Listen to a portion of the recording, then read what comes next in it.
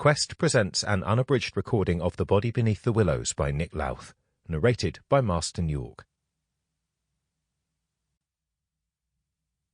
Chapter 1. January 2020. Angela Blanchard was surprised to see her husband's car backing up the drive towards the house at 4 o'clock in the afternoon, while it was still light. The big white Volvo, sporting the distinctive tangled blue and green arrows logo of his employer, Aqua Western Limited, rolled right up to the garage door. She put the kettle on. Normally, he wouldn't be home until 5, except on a Friday. But today was Tuesday. Usually, she would hear his cheerful whistling as he approached the door, the kicking off of the work boots in the porch if he'd been on site, greeting the cat, which rolled over on her back to have her tummy rubbed.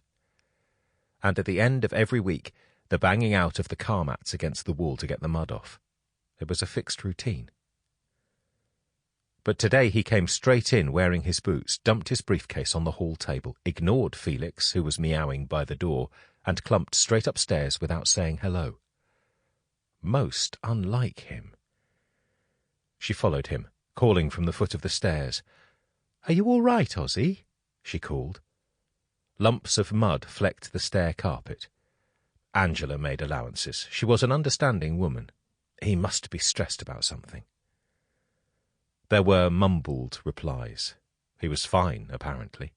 Clearly not true, but no doubt he'd tell her in his own time. As she waited, the rising roar of the electric kettle seemed to mark her husband's blood pressure.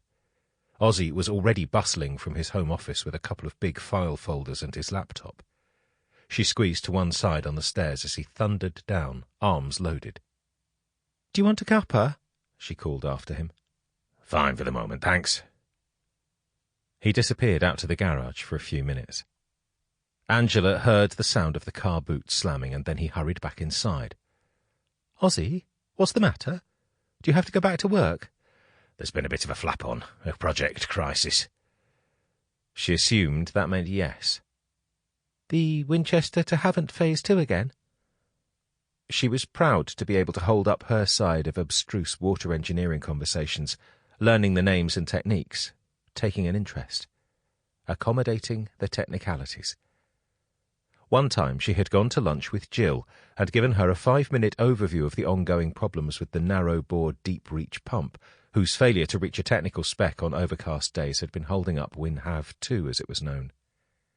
Jill, who worked part-time with Angela at the local pharmacy, was impressed but baffled.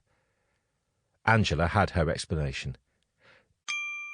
Sample complete. Ready to continue?